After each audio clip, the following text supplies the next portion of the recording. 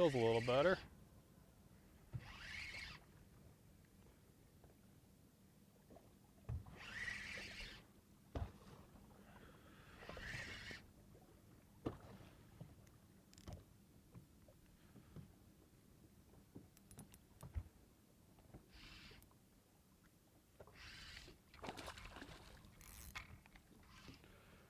There we go.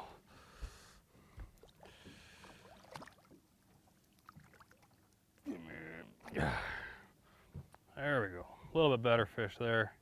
Noah Schultz here with Bass University, and today we're going to talk about Ned rigs and all the wonderful things that come with it.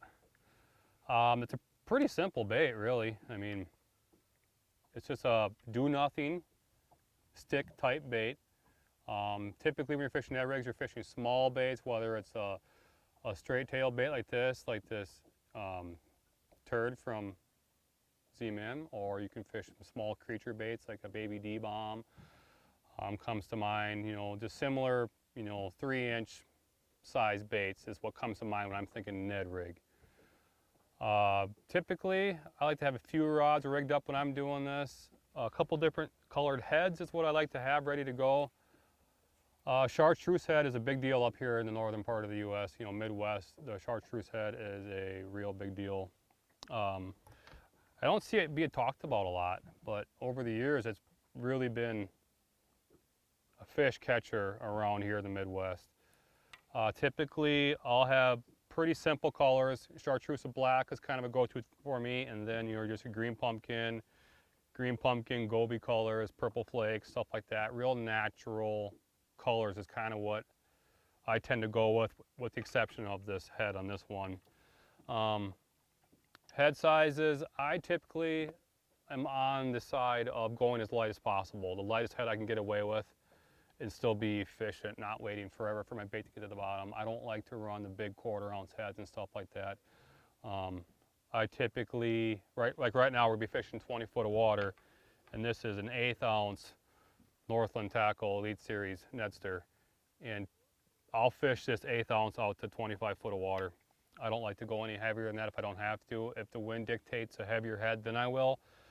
But I'm looking for a natural slow fall. I'm not looking for something to plummet to the bottom.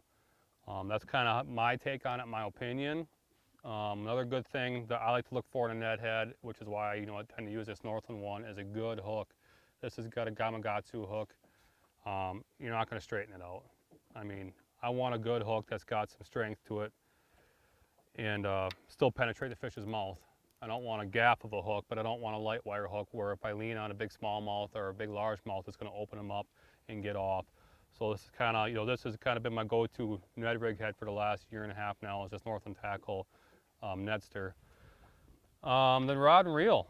Rod and reel, pretty straightforward again, 7 foot medium light. I am not a fan of mediums. I like a medium light, 7 foot. I like my rod to load.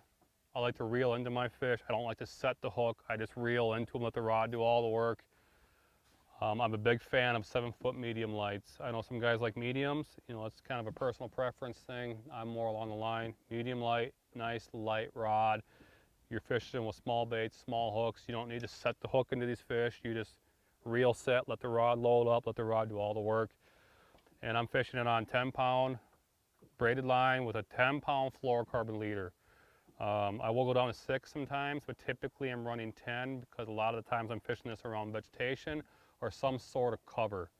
Today we're fishing around some grass, and this lake has a lot of zebra mussels in it, so if you run 6-pound tests, you're going to get your feelings hurt.